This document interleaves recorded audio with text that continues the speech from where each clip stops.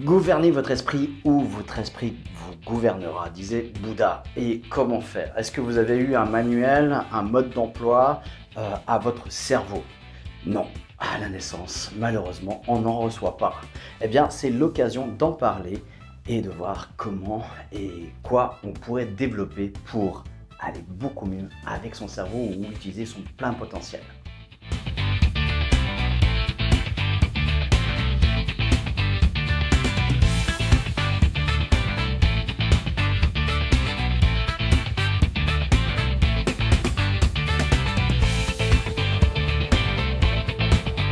Bonjour, je m'appelle Gilbert Dagon, je suis maître hypnopraticien, master coach et cofondateur du centre Aurora et je vous accueille dans ce café hypnose qu'on a reformaté avec une séance hebdomadaire, hein, plutôt théorique, et puis une séance plutôt pratique avec une expérience hypnotique, puisque c'est ma passion.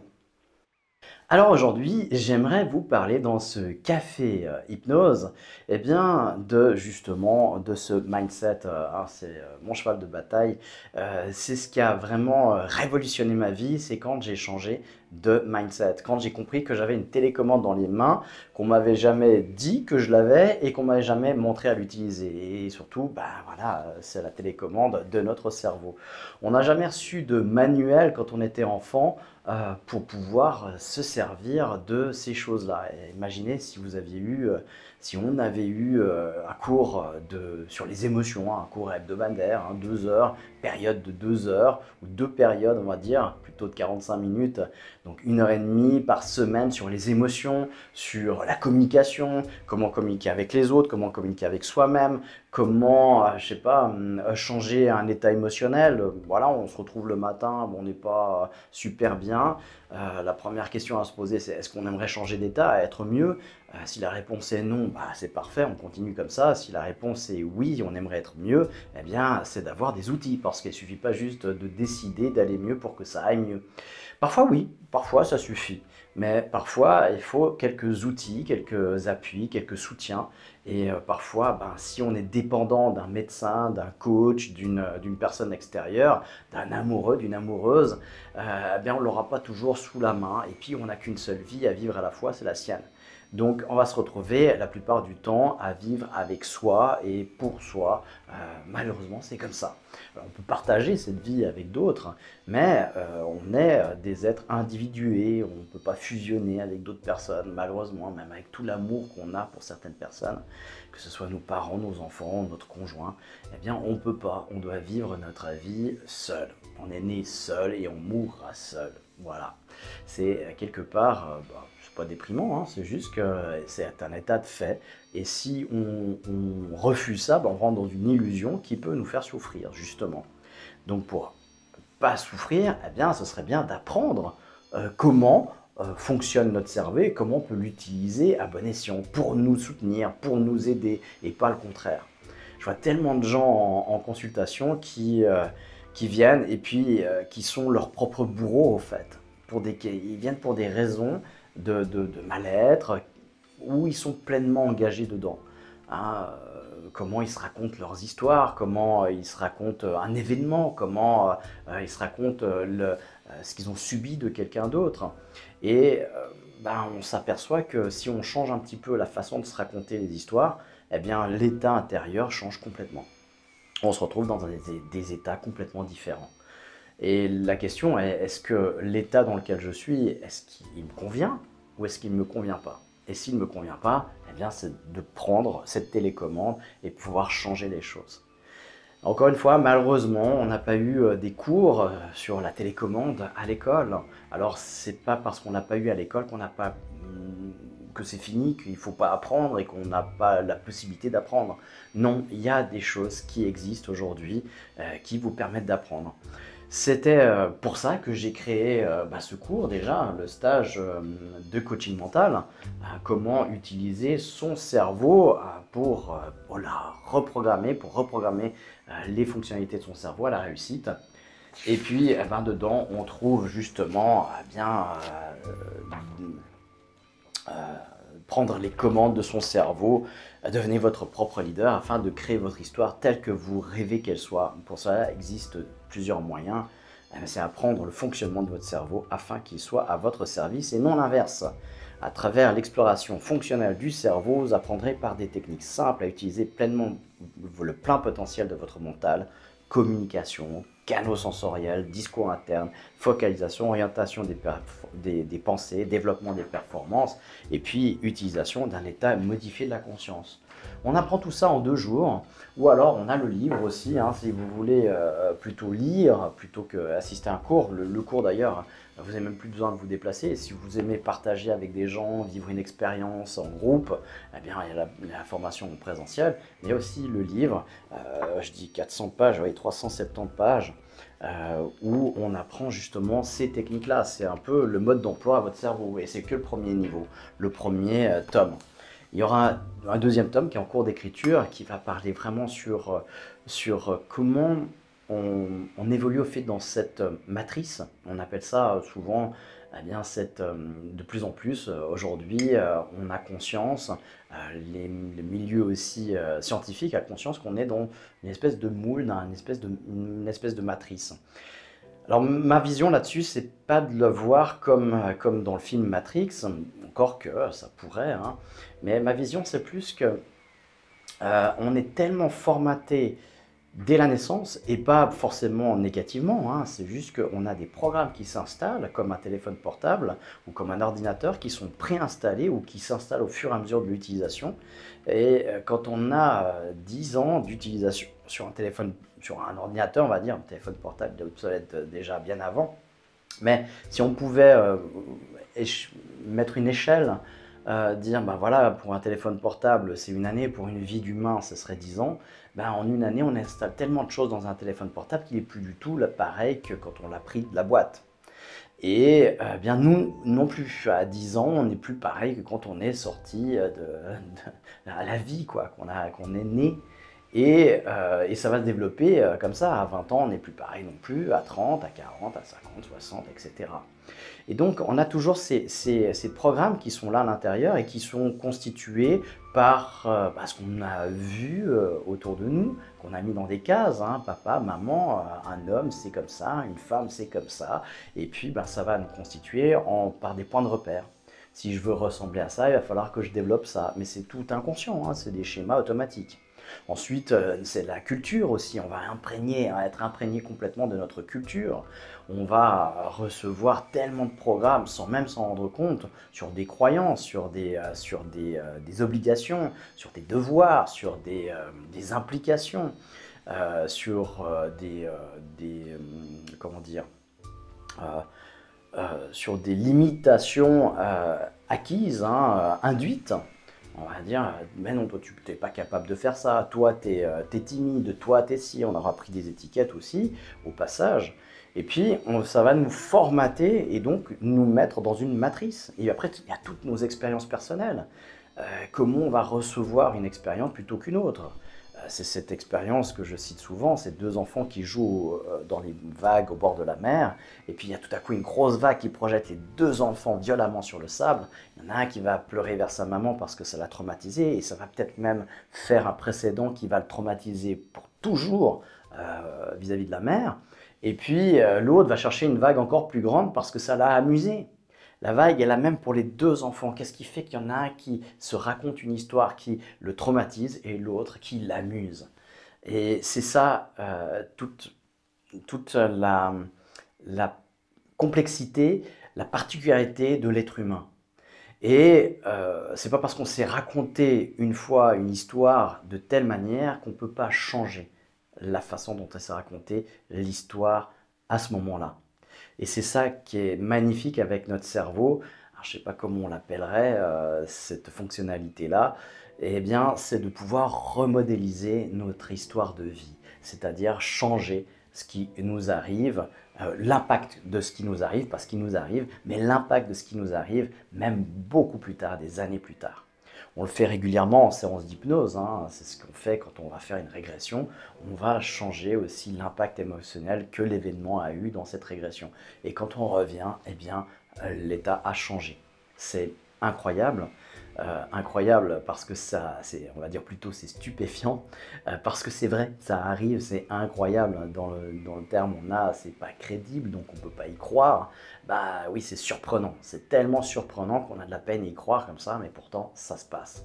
Et on arrive à faire vraiment des choses assez stupéfiantes, justement, en une séance, parce on a changé complètement l'imprégnation émotionnelle. Ben ça, c'est des choses qui s'apprennent. Qui s'apprennent alors dans des techniques un petit peu plus poussées que ça serait peut-être le tome 2, 3 plutôt, ou en auto-hypnose, directement dans quelque chose de très ciblé. En auto-hypnose niveau 2, on apprend à changer ce genre de choses. Parfois, c'est mieux si l'impact émotionnel ou le sujet ou ce qui nous a vraiment imprégné très fortement est très dur et génère à l'intérieur de nous beaucoup d'émotions, eh bien c'est peut-être mieux des fois d'être accompagné. Hein. Donc voilà, ça on peut pas, on peut faire tout seul, mais des fois c'est bien aussi d'être accompagné, ça peut rassurer et puis ça nous évite peut-être de faire des bêtises quand c'est fait par un professionnel qui a beaucoup d'expérience. Mais une bonne partie des problématiques que l'on a, eh bien on peut les régler de façon autonome. Et c'est justement mon cheval de bataille, c'est là-dedans que je vous accompagne, je vous offre vraiment l'autonomie en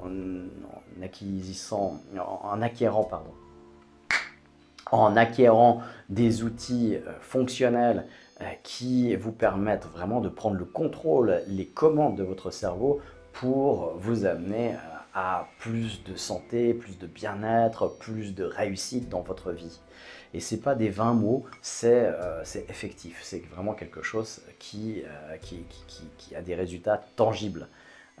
Voilà, si vous aimez le concret, le tangible, eh bien on est en plein dedans.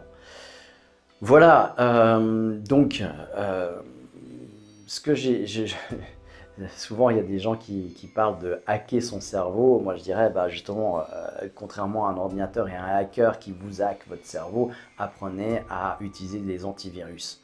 Apprenez à posséder des antivirus pour éviter le hacking de votre cerveau. Le hacking de votre cerveau, il y en a tout le temps, hein. On en a la publicité, vous hack votre cerveau sans que vous n'y preniez conscience. Si vous ne vous intéressez pas, quelqu'un avait dit ça, si vous ne vous intéressez pas au fonctionnement de votre cerveau, eh bien, vous vous rendez vulnérable à ceux qui s'y intéressent. Et croyez-moi, il y en a beaucoup, il y a beaucoup de gens qui s'y intéressent et qui ne veulent pas que vous vous y intéressiez. Pourquoi? Parce que ça leur enlèverait leur pouvoir sur vous. Et oui, le neuromarketing utilise les connaissances en neurosciences pour pouvoir hacker votre cerveau, pour pouvoir aller derrière, pour pouvoir vous vendre un produit sans que vous ayez décidé de l'acheter. Alors quand c'est des voitures, quand c'est des choses comme ça, ben oui, il y a une limitation, ça va être le porte-monnaie. Mais quand c'est de la nourriture, ou de la malbouffe, ou de je ne sais pas quoi, des choses inutiles à bas prix, eh bien, tant que vous avez le moyen, vous allez acheter et vous allez consommer. Et vous n'allez pas consommer en conscience, parce que vous n'allez pas consommer ce que vous voulez. Donc vous allez être vulnérable et vous faire prendre dans un courant qui n'est pas votre décision. Et ça, ben voilà, on a des techniques et c'est aussi là-dessus que je vous éveille dans ce cours de coaching mental. C'est vraiment l'antivirus au hacking, justement. Voilà, eh bien, intéressez-vous à votre cerveau, c'est bien, bah, suivez-nous, comme ça vous aurez quelques indications, quelques informations là-dessus.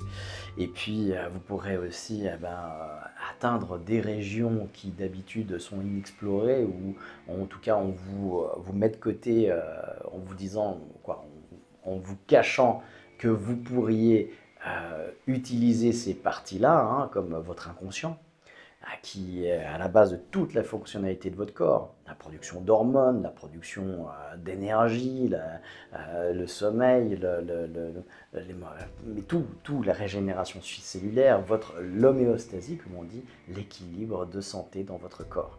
C'est votre inconscient qui gère ça. C'est une partie de vous qui marche sans vous, si on peut dire ça comme ça, qui n'a pas besoin de votre volonté ou votre conscient. Eh bien, ce serait bien d'utiliser cette partie-là pour lui demander des choses, pour redemander un équilibre ou pour nous foutre la paix, parce que des fois, il y a une application qui fonctionne, malgré nous, qui fonctionne, ben, voilà, qui était utile à un moment donné de notre vie, et puis qui fonctionne toujours là où c'est plus utile. Ce serait pas mal de pouvoir justement changer ça, modifier, soit faire évoluer l'application, soit la supprimer, la mettre de côté. Ce serait pas mal d'apprendre ça. Eh bien, ce serait même bien. Eh bien, c'est ce qu'on apprend justement là-dedans. Donc, intéressez-vous à votre cerveau, suivez notre chaîne. On vous donnera eh bien, toute cette année, j'espère qu'on arrive à tenir le rythme parce que c'est quand même un rythme soutenu. Il faut tourner, il faut monter, il faut diffuser. C'est trois choses qui prennent beaucoup de temps et qui prennent, voilà, qui sont très prenantes. Et puis, donc j'ai plaisir, sinon je ne le ferai pas. J'ai vraiment plaisir de transmettre ces informations-là, d'éveiller les gens à ça. Là, aujourd'hui, c'est juste pour vous éveiller à cette connaissance de vous-même, à cette curiosité. Et puis, on travaillera sur des sujets particuliers en vous donnant des outils, parfois, en vous faisant vivre des expériences, en vous faisant peut-être parfois juste réfléchir sur une situation. Aujourd'hui, ce que j'aimerais que vous reteniez, c'est que, eh bien, il y a tellement de connaissances dont vous n'avez pas été éveillé, dont vous avez été privé parfois, et qu'on aurait pu avoir à acquérir à l'école, à partir de l'âge de 7 ans. Un cours sur les émotions, un cours sur la confiance en soi, un cours sur la communication, un cours sur la gestion d'un budget. C'est tous des outils, des choses qu'on aura besoin toute notre vie durant. Et pourtant, eh bien, on utilise de la trigonométrie. Je ne sais même plus en 10 ans d'études obligatoires à l'école, je ne sais même pas le temps qu'on a perdu à faire des choses qu'on n'utilise pas. Je chiffre, moi, personnellement, ce que j'utilise aujourd'hui de ce que j'ai appris à l'école à 10%. Donc, sur 10 ans, il y a 9 ans de perdu, mais 9 ans complètes. Je ne sais pas, toutes les choses, les compétences transversales, on aurait pu les avoir aussi, et les apprendre aussi en faisant des choses, en apprenant des choses utiles, telles que la gestion d'un budget, la gestion des émotions, comment mémoriser. Pour ceux qui savent, j'ai été comédien pendant 12 ans, j'ai fait 4 ans de conservatoire, c'est comme ça que ça s'appelait, aujourd'hui c'est la manufacture. Eh bien, pas une seule fois on vous apprend à mémoriser, pas une seule fois. Et pourtant, après, dans ma vie professionnelle, j'ai dû mémoriser un monologue d'1 heure. J'ai eu une personne en consultation, un acteur, qui devait mémoriser un texte de 8 heures. 8 heures. Et il n'y avait pas d'outils. Eh ben voilà. Et il a fallu que je change de métier pour que je sache faire ça et que je lui apprenne. Mais voilà, c'est triste, c'est vraiment, je constate au fait dans le monde que les compétences qu'on devrait avoir pour exercer le métier qu'on aimerait exercer, eh bien on ne les apprend pas dans le métier. On apprend plein d'autres choses qui sont complètement inutiles. Prenez les études universitaires dans une branche, regardez l'utilité qu'il y a concrète après sur l'exercice d'un métier. Sur l'exercice d'un métier. C'est phénoménal, c'est phénoménal. Tout le temps perdu.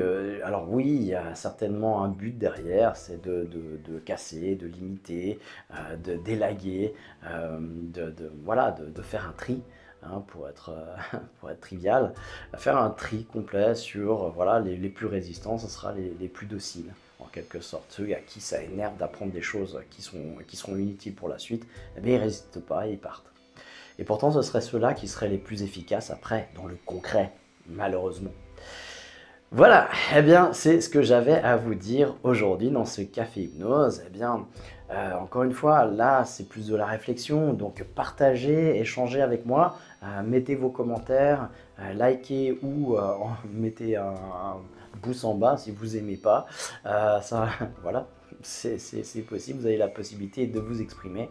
Et puis voilà, on se retrouve jeudi pour l'expérience hypnotique, comment se protéger des hackers de cerveau, comment connaître davantage son schéma mental et une connexion avec son inconscient.